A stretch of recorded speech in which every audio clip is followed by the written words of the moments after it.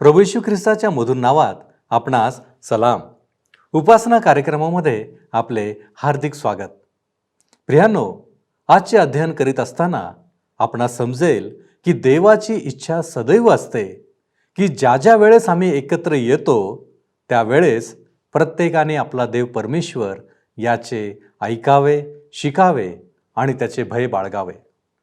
गरुड पक्षी जशी आपल्या पिलांची काळजी घेतो त्याप्रमाणे देवाने इस्रायलचे एक मजबूत राष्ट्र व्हावे म्हणून त्यांचे पालनपोषण केले होते.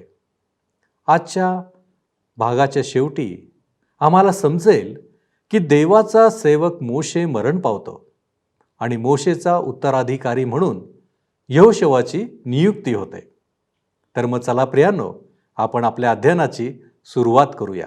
श्रोत्यांनो, मी मागच्या कार्यक्रमामध्ये आपणाला सांगितले की आम्ही अनुवादाच्या शेवटल्या भागात आलो आहोत. 31व्या अध्यायाची पहिली 2 वचने आम्ही अभ्यासले आहेत आणि आज 3 पासून पुढे आम्ही अध्ययन चालू ठेवणार आहोत. अनुवादाचे पुस्तक 31वा अध्याय 3रं वचन मी आपणाकरिता वाचत आहे. तुझा देव परमेश्वर हा तुझ्या पुढे पलीकडे जाईल. तो त्या राष्ट्राचा तुझ्या समोर संहार करील व तू त्यांचा ताबा घेशील. परमेश्वराने सांगितल्याप्रमाणे यहोशुवा तुझ्या पुढे चालेल. श्रोत्यांनो, लक्षात घ्या की मोशेने यहोशुवास निवडले नाही, तर स्वतः परमेश्वराने यहोशुवाची निवडणूक केली. तो मोशेनंतर इस्रायलांचा पुढारी बनावा ह्यासाठी परमेश्वराने त्याला निवडले. जर परमेश्वराने निवडणुकीचे कार्य मोशेवर सोपवले असते तर त्याने यहोशुवाची नेमणूक केली असती किंवा नाही ह्याबद्दल मला थोडी शंका वाटते. खरे पाहिले असता कालेब यहोशुवापेक्षा अधिक आकर्षक दिसतो आणि नवीन पुढाऱ्याच्या रूपात त्याने जबाबदारी सांभाळावी हे साहजिक आहे. पुन्हा मोशे एक मानव होता आणि स्वतःच्या मुलांपैकी एकाची पुढारी म्हणून नेमणूक करण्याची इच्छा त्याच्या मनात उद्भवणे शक्य होते. मिस्र देशात फारोने असेच केले होते आणि तसे करण्याची इच्छा मोशेच्या मनात येणे अगदी स्वाभाविक होते. परमेश्वराने यार्देनीच्या पलीकडे त्यांचे पुढारीपण करण्याकरिता यहोशुवाची नेमणूक केली. आता मोशेची आवश्यकता नव्हती. ह्या ठिकाणी आम्हाला एक फारच महत्त्वाचा पाठ शिकायला मिळतो. हा हिस्सा आम्हाला शिकवतो की परमेश्वराच्या कार्यक्रमात, योजनेमध्ये आमच्यापैकी कोणीच अधिक महत्त्वाचे किंवा आवश्यक नाही. परमेश्वर स्वतःच्या इच्छेप्रमाणे, वेळेप्रमाणे आम्हातील प्रत्येकाचा उपयोग करून घेतो. परंतु जेव्हा त्या कार्याचा समय पूर्ण होतो, त्या व्यक्तीकरिता ती वेळ समाप्त होते, तेव्हा ती व्यक्ती तर हटते, परंतु देवाचे कार्य चालू राहते. 6वं वचन आता मी आपणाकरिता वाचत आहे. 31वा अध्याय 6वं वचन.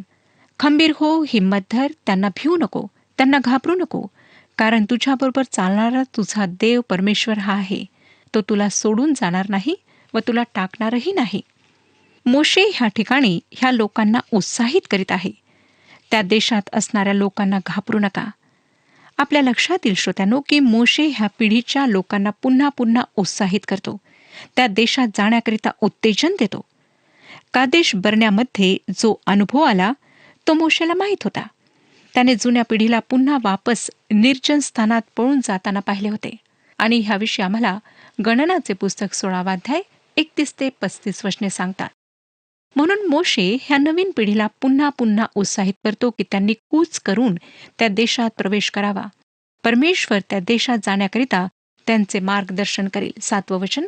मग मोशेने यहोशुवाला बोलावून सर्व इस्रायलांदेखत त्याला सांगितले, खंबीर हो, हिम्मत धर, कारण जो देश ह्यांना देण्याची शपथ परमेश्वराने ह्यांच्या पूर्वजांशी केली होती त्यात तुला ह्या लोकांबरोबर जावयाचे आहे आणि तो त्यांना वतन म्हणून मिळवून द्यावयाचा आहे. हे फार चांगले होते आणि जसे पाहायला पाहिजे तसेच आहे.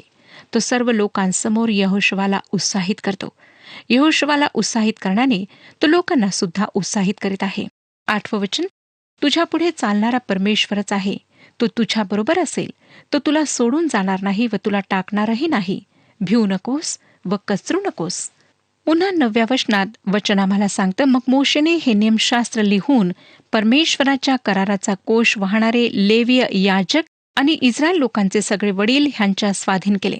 लक्षात ठेवा की अनुवादाची सुरुवात जे शब्द मोशे बोलला ह्या शब्दाने होते. ह्या पुस्तकात मोशेने दिलेली 4 भाषणे आहेत जी त्याने बोलून दाखवली, नंतर लिहिली. मोशेने हा नियम लिहिला, परंतु काही तर्कशास्त्रज्ञांचे म्हणणे आहे की ही 5 पुस्तके मोशेने लिहिलेली नसून ऐतिहासिक घटनांचा जो इतिहास लिहिला गेला होता त्याला येशू ख्रिस्ताच्या 400 वर्षे आधी एकत्रित करून लिहिण्यात आले आहे. ह्या तर्कासंबंधी जो वादाचा विषय आहे तो हा की मोशेच्या वेळी लिखाणाची कला अस्तित्वात नव्हती, परंतु पुराण वस्तू संशोधकांनी शोधून काढले की मोशेच्या बऱ्याच आधी लिखाण कला अस्तित्वात होती. परंतु तरीसुद्धा काही लोक ह्या तर्काला धरून चालतात. इस्रायलाच्या त्या देशात प्रवेश करण्याविषयी विभक्ती रूप सांगणाऱ्या ह्या भविष्यसूचक गोष्टी इतक्या तंतोतंत आहेत की एक अविश्वासी व्यक्ती हे समजतो की ह्या भविष्यद्वाण्या नसून इतिहास आहे. आता सुद्धा जेव्हा त्यांची त्या वतनाच्या देशात प्रवेश करण्याची वेळ आली आहे आणि ते प्रवेश करण्याच्या तयारीत आहेत, तेव्हा आपणाला असं वाटत असेल की जर ते पुन्हा परमेश्वरापासून दूर गेलेत तर तो त्यांना त्या देशात प्रवेश देणार नाही. परमेश्वर तरी पण मोशेला काय होणार आहे ह्याची स्पष्ट कल्पना देत आहे. परमेश्वर मानवी स्वभाव चांगल्या प्रकारे जाणतो. तो माझी व तुमची पूर्ण माहिती ठेवतो. श्रोतांनो, परमेश्वर जर आम्हाला स्वतःच्या समीप ठेवणार नाही तर पुढच्या काही वेळातच तुम्ही आणि मी त्याच्यापासून दूर जाऊ, हे अगदी नक्की. आता थोड्या वेळ परमेश्वर मोशाला काय म्हणतो ह्यावर आपण लक्ष लावूया. 14 ते 17 वचने बघा. 31 अध्याय 14 पासून 17 वचने. परमेश्वर मोशेला म्हणाला, पहा, तुझा अंतकाळ समीप आला आहे, म्हणून यहोशवाला बोलाव आणि तुम्ही दोघे दर्शन मंडपात उपस्थित व्हा, म्हणजे मी त्याला अधिकार सूत्रे देईन. मग मोशे व यहोशवा दर्शन मंडपात उपस्थित झाले. तेव्हा परमेश्वर त्या मंडपात मेघस्तंभाच्या ठायी प्रगट झाला. हा मेघस्तंभ मंडपाच्या दाराशी उभा राहिला. तेव्हा परमेश्वर मोशेला म्हणाला, पहा, तू लवकरच आपल्या पूर्वजांबरोबर काल निद्रा घेणार आहेस. मग हे लोक ज्या देशात जाणार आहेत त्यातल्या लोकांमध्ये आल्यावर अन्य देवांच्या मागे व्यभिचारी मतीने लागण्यास प्रवृत्त होतील व माझा त्याग करून मी त्यांच्याशी केलेला करार मोडतील. त्या समयी त्यांच्यावर माझा कोप भडकेल. मी त्यांचा त्याग करीन आणि त्यांच्यापासून आपले मुख लपवीन. त्यांचा फडशा उडेल व त्यांच्यावर पुष्कळ विपत्ती व संकटे ओढवतील. मग ते म्हणतील, आपला देव आपणामध्ये नाही, म्हणूनच ह्या विपत्ती आपल्यावर ओढवल्या आहेत ना. आता श्रोत्यांनो, मला असे काही लोक माहीत आहेत जे आज म्हणतात, आज आम्ही अगदी वेगळे आहोत, आम्ही परमेश्वरापासून दूर जाऊ शकत नाही. परंतु आपणाला माहीत आहे का की येशू ख्रिस्ताने बिलकुल हीच गोष्ट मंडळीच्या बाबतीत म्हटली. लुका शुभवर्तमान 18 अध्याय आणि 8व्या वचनामध्ये त्याने म्हटले, मी तुम्हाला सांगतो, तो त्यांचा न्याय लवकर करील. तरी मनुष्याचा पुत्र येईल तेव्हा त्याला पृथ्वीवर विश्वास आढळेल काय. विश्वास आहे जे सत्य प्रगट झाले आहे त्याची पूर्णता.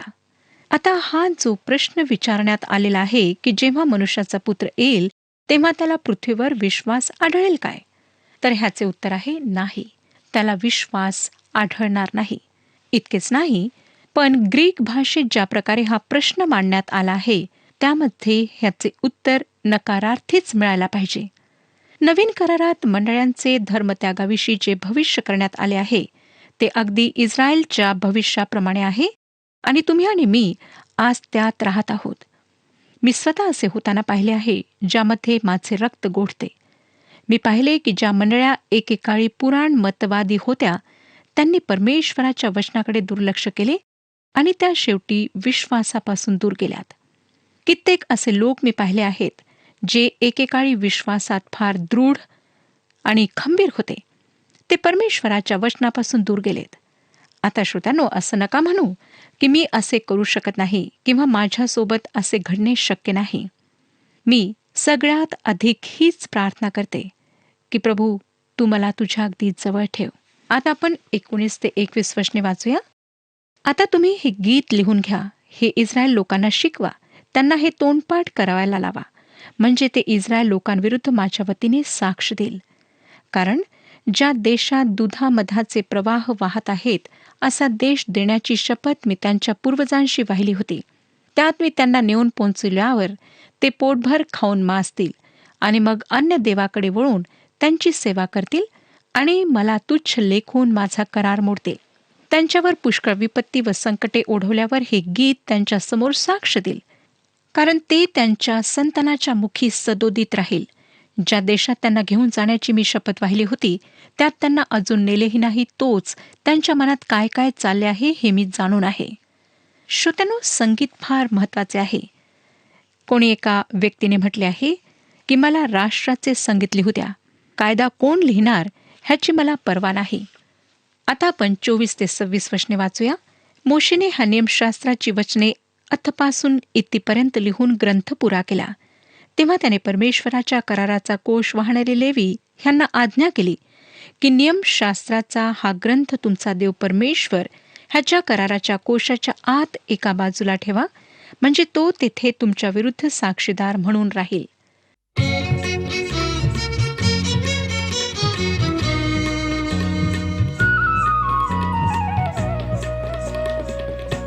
सुंदर देऊळ हृदय हे माझे, सुंदर देऊळ हृदय हे माझे, इथेच विराजे देव बाप, देव बाप, सुंदर देऊळ हृदय हे माझे, सुंदर देऊळ.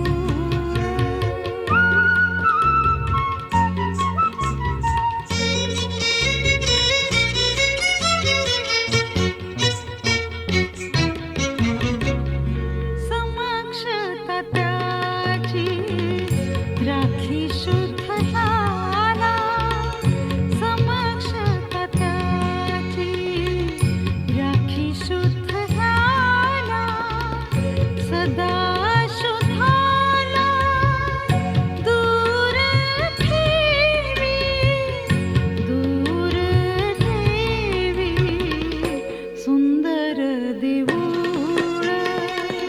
हृदय हे माझे, सुंदर देऊळ.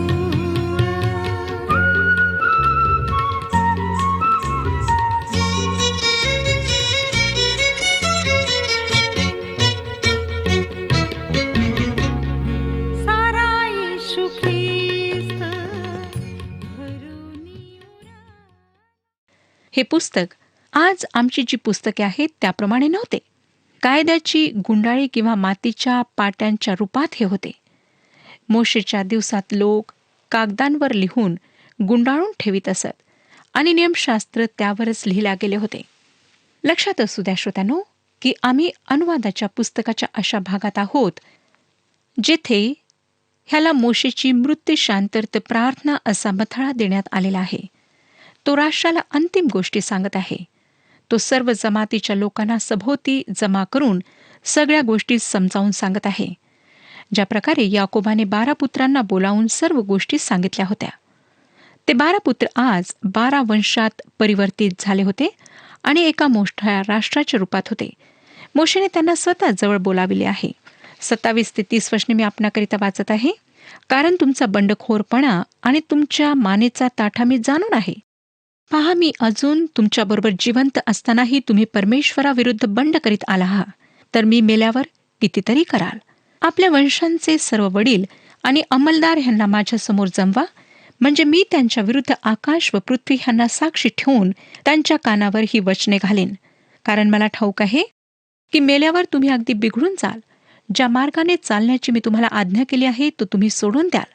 परमेश्वराच्या दृष्टीने वाईट ते तुम्ही कराल व आपल्या हातच्या कृतीने त्याला चीड आणाल, म्हणून पुढील काळी तुमच्यावर विपत्ती येऊन पडेल.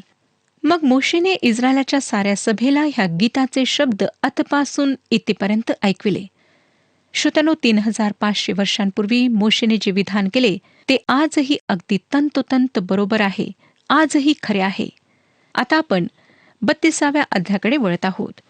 मोशेच्या गीताच्या पहिल्या 4 ओळी ह्या गीताच्या विषयाचा परिचय आम्हाला करून देणाऱ्या आहेत. पहिलं वचन सांगतं, हे आकाशा लक्ष दे, मी बोलत आहे, पृथ्वी माझ्या तोंडचे शब्द ऐको. परमेश्वर आकाश आणि पृथ्वीला संबोधून म्हणत आहे, की तुम्ही साक्षीदार आहात की ह्या अटींच्या खाली मी इस्रायलांना ह्या देशामध्ये ठेवत आहे. नंतर पुढे दुसरं वचन बघा. पर्जन्याप्रमाणे माझ्या बोधाची वृष्टी हो, माझे भाषण दहिवराप्रमाणे ठिपको. कोवळ्या गवतावर जशी पावसाची झिमझिम, हिरवळीवर जशा पावसाच्या सरी, तसे ते वर्षो. परमेश्वराचे वचन असेच आहे. स्तोत्रकर्ता 72 स्तोत्र 6व्या वचनामध्ये म्हणतो, कापलेल्या गवतावर पडणाऱ्या पर्जन्याप्रमाणे, भूमी सिंचन करणाऱ्या सरीप्रमाणे तो उतरेल. मला श्रोत्यानो हे विधान फार आवडते. आता आपण तिसरं वचन वाचूया. मी परमेश्वराच्या नावाची घोषणा करीन, आमच्या देवाची महती वर्णा. आज आमच्या साहित्याद्वारे आम्ही परमेश्वराच्या नावाला महिमा मिळते किंवा नाही हे पाहायला हवे. पुष्कळदा आमच्या साहित्याच्याद्वारे आमची प्रशंसा अधिक होते, परंतु परमेश्वराच्या नावाला गौरव मिळत नाही. चौथं वचन. तो दुर्ग आहे, त्याची कृती परिपूर्ण आहे, त्याचे सर्व मार्ग न्यायाचे आहेत. तो विश्वसनीय देव आहे, त्याच्या ठाई अनिती नाही, तो न्यायी व सरळ आहे. हे गीत खडकाबद्दल आहे, दुर्गाबद्दल आहे. खडक किंवा दुर्ग हा शब्द 7 वेळा ह्या गीतामध्ये आलेला आहे. येशू ख्रिस्ताला खडक म्हणून संबोधित केल्या गेले आहे. पेत्राचे पहिले पत्र 2 अध्याय 6 वचन पहा. पहा, निवडलेली मूल्यवान अशी कोण शिला मी सियोनात बसवितो, तिच्यावर विश्वास ठेवणारा फजित होणार नाही. ह्या ठिकाणी येशू ख्रिस्ताला मूल्यवान कोण शिला असे म्हणण्यात आलेले आहे. त्याचे कार्य पूर्ण आहेत, अचूक आहेत.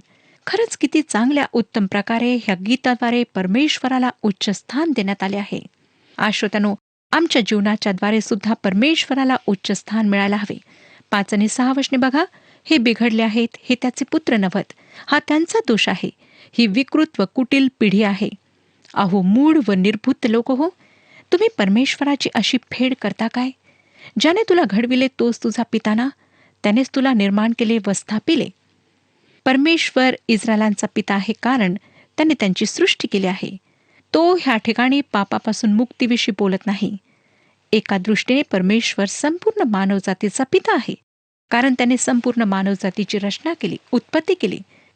आता आपण 7 ते 9 वचने वाचूया. पुरातन काळच्या दिवसांचे स्मरण कर, कैक पिढ्यांची वर्षे ध्यानात आण. आपल्या बापाला विचार, तो तुला निवेदन करील. आपल्या वडील जनास विचार, ते तुला सांगतील. जेव्हा परतपराने राष्ट्रांना त्यांची वतने दिली, जेव्हा त्याने मानवास निरनिराळे वसविले, तेव्हा त्याने इस्रायल लोकांच्या संख्येप्रमाणे राष्ट्रांच्या सीमा आखून दिल्या. कारण परमेश्वराचे लोक हाच त्याचा वाटा, याकोब हाच त्याचा वतन भाग. 8वे वचन असाधारण आहे. ह्या वचनाचे संतोषजनक स्पष्टीकरण आजपर्यंत माझ्या ऐकवात नाही. ह्या पृथ्वीवरच्या राष्ट्रांना इस्रायली लोकांची जी संख्या आहे त्यावरून प्रमाणबद्ध केल्या जाते. दुसऱ्या शब्दात, जितकी इस्रायली लोकांची संख्या असेल त्यावरून राष्ट्राची मर्यादा, हद्द ठरविण्यात येते. ही अशी बाब आहे श्रोत्यानो, जी अभ्यासाचा विषय आहे. ह्यावरून आपल्याला समजून येईल की यहुदी आणि त्यांची भूमी ह्या पृथ्वीवर अधिक संवेदनाक्षम का आहेत. 10वं वचन सांगतं, तो त्याला वैरान प्रदेशात व घोंगावणाऱ्या ओसाड रानात सापडला. त्याने त्याच्या सभोवती राहून त्याची निगा राखली. आपल्या डोळ्यातील बाहुलीप्रमाणे त्याला सांभाळले. त्या भयंकर निर्जन स्थानात 40 वर्षे परमेश्वराने त्यांचा सांभाळ केला. त्याने त्यांना चालवले, त्यांचे मार्गदर्शन केले, कारण ते त्याच्याकरिता डोळ्यातल्या बाहुलीप्रमाणे होते. अर्थात ते त्याचे अत्यंत आवडते निवडलेले लोक होते. आता वचनांमध्ये एक फारच महत्वाचे विधान आम्हाला सापडते. 11 आणि 12 वचने बघा. गरुड पक्षीण आपले कोटे हलविते, आपल्या पिलांवर तळपत असते, आपले पंख पसरून त्यावर त्यांना घेते व आपल्या पंखावर वाहते. त्याप्रमाणे परमेश्वरानेच त्याला चालविले. त्याच्याबरोबर परका देव नव्हता. श्रोत्यानो, आपणाला माहीत असेल की गरुड पक्षीण आपल्या पिल्लांचा कशा प्रकारे सांभाळ करते, कशा प्रकारे ती त्यांना शिकवते की त्यांनी कशा प्रकारे उडावे, आणि ह्याचा अभ्यास करणे खरोखर फारच मनोवेधक आहे. परमेश्वराच्या चांगुलपणाचे, दयेचे हे फार सुंदर व विलक्षण वर्णन आहे. 15वं वचन. पण येशूरून पुष्ट होऊन लाथा झाडू लागला. तू धष्टपुष्ट झालास व लठ्ठ झालास, तू तुकतुकीत झालास. तेव्हा त्याने आपल्या निर्माणकर्त्या देवाचा त्याग केला आणि आपल्या तारण दुर्गाला तुच्छ लेखले. इस्रायलकरिता येशूरून हे दुसरे नाव आहे. इस्रायल पुष्ट होऊन लाता झाडू लागला. हे आजच्या जगातील संपन्न समृद्ध समाजाचे चित्र आहे. आता पुढे 16 ते 18 वचने काय सांगतात बघा. त्यांनी अन्य देवाच्या मागे लागून त्याला ईर्षेस पेटविले, अमंगळ कृत्य करून त्याला चीड आणली. देव नाहीत अशा भूतांना, जे अलीकडेच नवीन निघाले आहेत, ज्यांना तुमचे पूर्वज भीत नव्हते, अशा अपरिचित देवांना त्यांनी बली अर्पिले. तुला जन्मास घातलेल्या खडकाची तू पर्वा केली नाहीस व तुला जन्म देणाऱ्या देवाला तू विसरलास. हे पाहून परमेश्वराला त्यांचा वीट आला, कारण त्याचे पुत्र व कन्या ह्यांनी त्याला चीड आणले. मग तो म्हणाला, मी त्यांच्यापासून आपले मुख लपवीन, त्यांचा अंत कसा होईल ते मी पाहीन, कारण ही पिढी अतिशय कुटील आहे. ही मुले अविश्वसनीय आहेत. श्रोत्यांनो, परमेश्वर म्हणतो की मी स्वतःला त्यांच्यापासून लपवील. तो स्वतःला त्यांच्यावर प्रगट करणार नाही. 26 आणि 27 वचने बघा. मी त्यांची दूरवर पांगापांग करीन, मानवातून त्यांची आठवणच बुजवीन, असे मी म्हणालो असतो. पण शत्रूच्या खिजवण्यास मी भ्यालो. त्यांच्या विरोधकांनी ह्याचा भलताच अर्थ लावला असता. ते म्हणाले असते की आमच्याच हाताने पराक्रम केला आहे. ही काही परमेश्वराची कृती नव्हे. परमेश्वर म्हणतो की मी त्यांची दूर दूर पांगापांग करावी, पण शत्रूच्या खिजविण्यास मी भ्यालो. तो म्हणतो की माझी इच्छा नाही की माझ्या लोकांना शत्रूंनी इजा पोहोचवावी, त्यांचा नाश करावा. 28 ते 31 वचने. हे राष्ट्र विचारशून्य आहे, ह्यांना समजतच नाही. ते शहाणे असते, त्यांना हे समजले असते व आपल्या अंतकाळाचा विचार त्यांनी केला असता तर किती बरे झाले असते. त्यांच्या दुर्गाने त्यांचा विक्रय केला नसता, परमेश्वराने त्यांना परकीयांच्या हाती दिले नसते, तर एकाने सहस्त्रांचा पाठलाग कसा केला असता, दोघांनी 10 सहस्त्रांना कसे पळविले असते. त्यांचा दुर्ग आपल्या दुर्गासारखा नाही, हे आपले शत्रूही जाणून आहेत. कशा प्रकारचे चित्र आमच्या समोर आहे. परमेश्वर त्याच्या लोकांवर प्रेम करतो. त्याची त्यांच्याकरिता उत्कट इच्छा आहे की त्यांना सोडवावे, सुटका द्यावी, त्यांचे रक्षण करावे. 43 वचन बघा. राष्ट्रांनो, त्याच्या प्रजेचा जय जयकार करा, कारण तो आपल्या सेवकांच्या रक्तपाताचा बदला घेईल. तो आपल्या विरोधकांचा सूड उगविल. तो आपला देश व आपली प्रजा ह्यांच्यासाठी प्रायश्चित करेल. श्रोत्यांनो, ह्याद्वारे मोशेच्या उत्कृष्ट दर्जाच्या ह्या गीताची समाप्ती होते. 44 आणि 45 वचने सांगतात. ह्या गीताचे सर्व शब्द मोशेने नूनाचा मुलगा होशा ह्याला बरोबर घेऊन लोकांना ऐकविले. ह्याप्रमाणे मोशेने ही सर्व वचने सर्व इस्रायल लोकांना सांगण्याचे संपविले. अंतिम भागामध्ये मोशे काही गोष्टी आवर्जून सांगत आहे. 46 आणि 47 वचने बघा. मग तो त्यांना म्हणाला, ज्या गोष्टी आज मी तुम्हाला साक्षीदाखल सांगत आहे त्या सर्व लक्षात ठेवा. ह्या नियमशास्त्रातील सर्व गोष्टी काळजीपूर्वक पाळण्याची तुम्ही आपल्या मुलांना आज्ञा करा. ही बाब तुमच्या दृष्टीने निरर्थक नसावी, कारण हीच तुमचे जीवन होय. तुम्ही यार्देन ओलांडून ज्या देशाचे वतन करून घ्यावयाला जाणार आहात, तेथे हिच्याच योगे चिरकाळ राहाल. पुन्हा सांगू इच्छिते श्रोत्यानो की त्या देशात त्यांची राजकीय अधिकाराची मुदत, त्यांचे वास्तव्य त्यांच्या आज्ञा पालनावर अवलंबून होते. 48 ते 52 वचने. त्याच दिवशी परमेश्वर मोशेला म्हणाला, मोवाब देशात यरीहो समोर अबारीम पर्वताचे नबो म्हणून जे शिखर आहे त्यावर चढ, आणि जो कनान देश इस्रायल लोकांना वतन म्हणून मी देत आहे तो तेथून पहा. तुझा भाऊ अहरोन हा होर डोंगरावर मृत्यू पावून स्वजनास मिळाला, तसाच तूही ह्या डोंगरावर चढून जाशील व तेथे मृत्यू पावून स्वजनास मिळशील. कारण सीन रानात कादेशच्या मरिबा नावाच्या झऱ्याजवळ तुम्ही इस्रायल लोकांदेखत माझा विश्वासघात केला व त्यांच्यासमोर मला पवित्र मानले नाही. ह्यामुळे जो देश मी इस्रायल लोकांना देत आहे तो तू समोर पाहशील, पण तेथे तुझे जाणे होणार नाही. मोशे, जो नियमशास्त्राचा प्रतिनिधी, नियमशास्त्र देणारा, त्या देशात प्रवेश करू शकला नाही. ह्या ठिकाणी आम्ही पाहतो श्रोत्यानो की कायदा, नियम एक प्रकारे बाधा आहेत. आता आपण 33व्या अध्यायाकडे वळत आहोत. या अध्यायात आम्हाला मोशेच्या मृत्यूपूर्वी त्याने काय केले ह्याचा खुलासा मिळतो. त्याने सर्व लोकांना त्यांच्या कुळाप्रमाणे एकत्रित बोलावले आणि प्रत्येकाला आशीर्वाद दिला. आपण हा अध्याय स्वतः वाचावा अशी मी आपल्याला विनंती करते. परंतु 7वं वचन मी आपणाकरिता वाचत आहे. यहूदाला हा आशीर्वाद. तो म्हणाला, हे परमेश्वरा, यहूदाचे म्हणणे ऐक, त्याला त्याच्या लोकांमध्ये आण. तो आपल्या हातांनी झगडला, म्हणून त्याच्या शत्रूंविरुद्ध त्याला सहाय्य हो. यहुदा एक राजकुळ होता, ज्यामधून मसीहा अर्थात येशू ख्रिस्त ह्या जगात येणार होता. आणि ह्याचा खुलासा आम्हाला मत्ते शुभवर्तमान 1 अध्याय 1 ते 16 ह्या वचनांमध्ये वाचायला मिळतो. 8, 10 आणि 11 वचनांमध्ये जो वंश सांगण्यात आलेला आहे, हा वंश आरोनाच्या परिवारात धर्मोपदेशकाच्या रूपात सन्मानित ठरला. नियमशास्त्र शिकविण्याची संधी त्यांना प्राप्त झाली. लेव्यांद्वारे राष्ट्र आशीर्वादित होईल असे परमेश्वराने म्हटले. इस्रायलांवर योसेफाच्या वंशाद्वारे अर्थात इफ्राईम व मनश्शे ह्यांच्याद्वारे आशीर्वाद येईल असे परमेश्वराने सांगितले. 24व्या वचनात फारच चित्तवेधक आशीर्वाद सांगितलेला आहे. 24वं वचन मी आपणाकरिता वाचत आहे. आशेराविषयी तो म्हणाला, सर्व पुत्रात आशेर आशीर्वादित हो, तो आपल्या भावांना प्रिय हो, तो आपला पाय तेलात बुडवो. हे फारच लक्षात घेण्यासारखे आहे. काही वर्षांपूर्वी ह्या राज्याच्या उत्तरी भागात तेलाचा पाईप आशेरातून आला आहे. नंतर 26 ते 29 वचनांमध्ये आम्हाला वाचायला मिळतं, हे यशुरूना देवासमान कोणी नाही, तो तुझ्या साह्यासाठी मेघमंडळावर आरूढ होऊन आपल्या प्रतापाने आकाशमार्गाने धाव घेतो. अनादिदेव तुझा आश्रय आहे, सनातन बाहूंचा तुला आधार आहे. त्याने शत्रूला तुझ्याकडून हाकून दिले व म्हटले, त्याचा नाश कर. इस्रायल सुरक्षित राहतो. धान्य व द्राक्षारस ह्यांनी समृद्ध अशा प्रदेशी याकोबाचा झरा अलग उफळत आहे आणि त्याच्यावरचे आकाश दहीवर वर्षते. हे इस्रायला, तू धन्य आहेस. परमेश्वराने उद्धरलेल्या राष्ट्रा, तुझ्या समान कोण आहे? तो तुझ्या साह्याची ढाल आहे, तुझ्या प्रतापाची तरवार आहे. ह्यामुळे तुझे शत्रू तुला शरण येतील, तू त्यांची उच्च स्थाने पादाक्रांत करशील. आता श्रोत्यानो, 34वा अध्याय आम्हाला मोशेच्या एकाकी आणि चमत्कारिक मृत्यूबद्दल सांगतो. आणि ह्या ठिकाणी अनुवादाच्या पुस्तकाचा शेवट झाला आहे.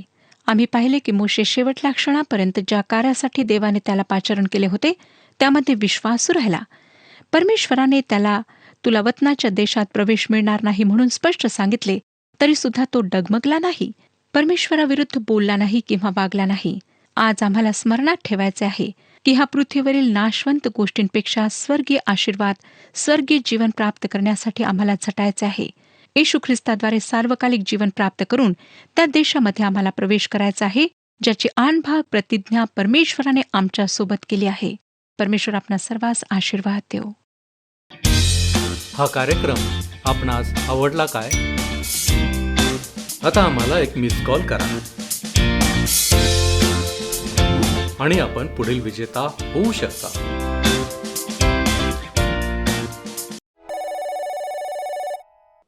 प्रियांनो, अनुवादाचे पुस्तक आम्हाला सदैव आठवण करून देते की आम्ही देवाच्या योग्य मार्गावर राहावे. देवाकडे आमच्यासाठी आशीर्वादाच्या अनेक योजना आहेत, परंतु आम्ही त्याच्याबरोबर असणे आवश्यक आहे. प्रियांनो, आपण परमेश्वराचे आभार मानूया की आज आपण जुन्या करारातील अनुवाद या पुस्तकाचे अध्ययन संपविले आहे. पुढील कार्यक्रमापासून आपण यहोशुआ या पुस्तकाचे अध्ययन करणार आहोत. परमेश्वराकडे माझी प्रार्थना आहे की त्याच्या विश्वासात अधिक दृढ होण्यासाठी त्याचे साह्य आम्हास मिळो आणि देवाचे गौरव आपणास पाहावयास मिळो. परमेश्वर आपणास आशीर्वादित करो.